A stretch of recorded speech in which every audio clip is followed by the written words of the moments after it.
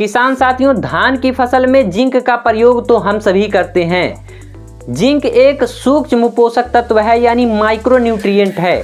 जब हम धान की फसल में जिंक को डाल देते हैं तो धान के पौधे में एक ऑक्जिन नाम का हार्मोन रिलीज होता है, यानी हार्मोन बनता है जिसका नाम ऑक्जिन होता है। और यह हमारे धान की ओवरऑल जो पौधा है उसमें, चाहे आप बात कर लो उसकी बढ़वार, उसमें जो हरापन आने वाला है, जो उसमें दाने बनने वाले हैं, उसमें काफ़ी सहायता करता है। इसलिए जिंक हमें धान में देना बहुत ही ज़्यादा ज़रूरी है।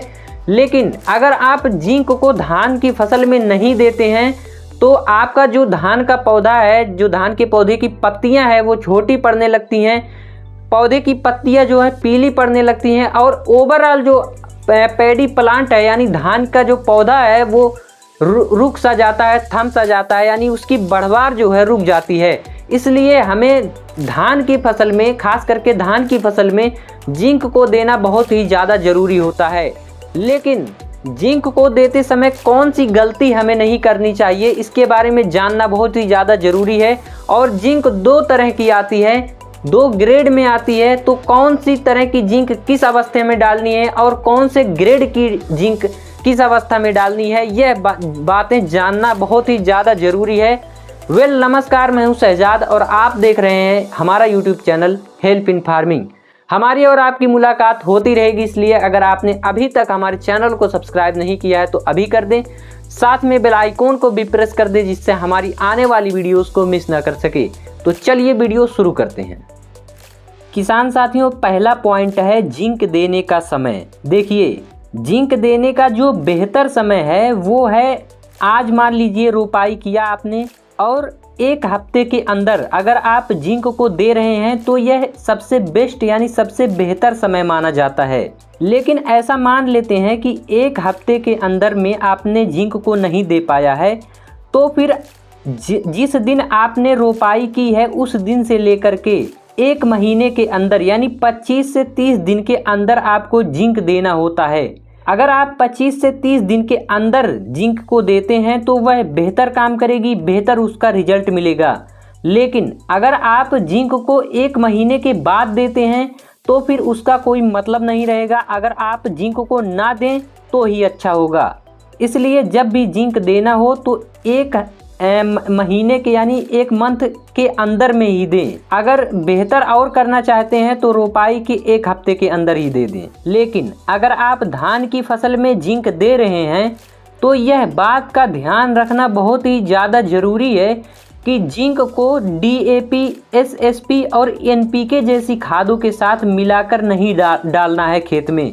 अगर आप ऐसा करते हैं तो फिर जिंक जो है वो मिट्टी में जाएगी और पानी में अघुलनशील हो जाएगी, यानी वाटर सॉल्युबल रहती है और वह वाटर सॉल्युबल नहीं रहेगी, यानी अघुलनशील हो जाएगी, वह पानी में घुल नहीं पाएगी अगर आप इन सभी खादों के साथ मिलाते हैं। ऐसा इसलिए है क्योंकि DAP में भी फास्फोरस होता है, SSP तो फास्फोरस है ही, NPK में भी फास्फोरस होता है। तो जिंक को जब फास्फोरस के साथ मिलाया जाता है तो रिएक्शन होता है और उस रिएक्शन से जिंक जो है अघुलनशील हो जाती है, यानी वह वाटर में सॉल्युबल नहीं हो पाती है, यानी घुल नहीं पाती है वाटर में। और जब जिंक वाटर में यानी पानी में घुल नहीं पाएगी तो वह जड़ों तक नहीं पहुंचेगी और वह काम करना बंद कर देती है। अगला जो पॉइंट है वो है मिट्टी का pH। देखिए, यह बहुत ही इम्पोर्टेंट फैक्टर है अगर आप जिंक को दे रहे हैं धान की फसल में, क्योंकि अगर मिट्टी का pH जो है 7.5 यानी 7.5 से ज़्यादा है तो उसमें लवणता अधिक पाई जाती है, क्षारीयता अधिक पाई जाती है। तो इस प्रकार की मिट्टी में अगर आप जिंक को देते हैं तो जिंक तुरंत अघुलनशील हो जाता है, यानी पानी में घुल नहीं पाता है। और जब पानी में नहीं घुलेगा तो वह जड़ तक नहीं पहुंचेगा, प्लांट रूट तक नहीं पहुंचेगा और वह फिर काम नहीं करेगा। देखिए, अगर मिट्टी का pH 7.5 से ज़्यादा है तो उस कंडीशन में आपको चिलेट जिंक का प्रयोग करना चाहिए। चिलेट जिंक जो है उसका स्प्रे नहीं किया जाता है, उसको सीधे ज़मीन में डाला जाता है, यानी छिड़काव विधि से। जैसे आप यूरिया की बुआई करते हैं तो आप यूरिया के साथ उसको बो सकते हैं, यानी खेत में डाल सकते हैं।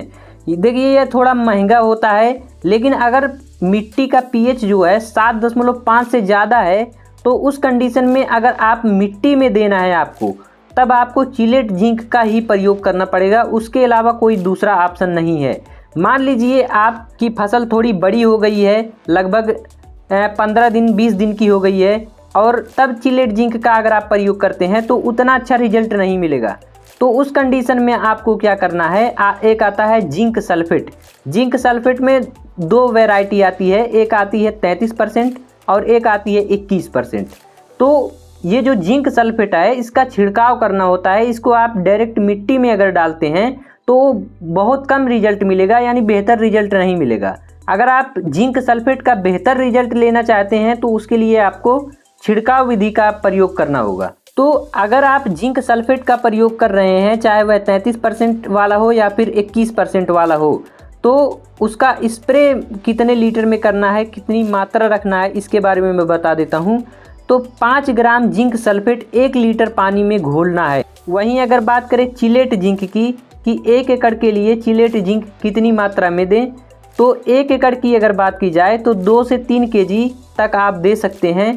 ये आपके फसल पर डिपेंड करता है, यानी 2 से 3 केजी के बीच में ही रहना चाहिए, उससे ऊपर आपको नहीं जाना है 1 एकड़ के लिए। किसान साथियों, अब बात करते हैं कि अगर आपकी मिट्टी नॉर्मल है, जो नॉर्मली सबकी होती है, यानी उसका पीएच जो है 7.5 से कम है, यानी 6 साढ़े 6 के बीच में है, तो उस कंडीशन में आपको कौन सी जिंक का प्रयोग करना है और कितना करना है। तो देखिए, अगर आपकी एक नॉर्मल मिट्टी है, आपकी मिट्टी का पीएच मान संतुलित है, तो उस कंडीशन में की अगर बात की जाए तो उस कंडीशन में आपको चिलेट जिंक का प्रयोग नहीं करना है, क्योंकि ये महंगा होता है। और अगर आपके जो मिट्टी का पीएच मान है वो संतुलित है, यानी ना ज़्यादा है ना कम है, उस कंडीशन में चिलेट जिंक का कोई महत्व नहीं रहता है, क्योंकि वही काम आपका जो सस्ते में आता है जिंक सल्फेट वही कर देगा। तो अगर आपकी धान की रोपाई हो गई है और उसके 1 हफ्ते से 2 हफ्ते के अंदर में अगर आप जिंक दे रहे हैं, तो आप यूरिया के साथ डायरेक्ट उसकी बुआई कर सकते हैं। लेकिन अगर 3 हफ्ता या 4 हफ्ता हो चुका है तो उस कंडीशन में आपको बुआई नहीं करना है, क्योंकि पौधा थोड़ा बड़ा हो जाता है, धान का पौधा पैडी प्लांट जो है ग्रोथ करने लगता है, तो उस कंडीशन में आपको स्प्रे करना है। जैसा कि मैंने पहले ही बताया है कि 5 ग्राम 1 लीटर के हिसाब से आपको डालना है। तो अगर आप इस तरह से डालते हैं तो बहुत ही बेहतर रिजल्ट मिलेगा। आई होप आपको ये वीडियो ज़रूर पसंद आई होगी। अगर पसंद आई हो तो इसे लाइक करें, अपने सभी किसान साथियों के साथ ये वीडियो साझा करें, शेयर करें, जिससे उन्हें भी इस बारे में पता चल सके। मैं मिलता हूँ आपसे एक और नई वीडियो के साथ। जय जवान जय किसान।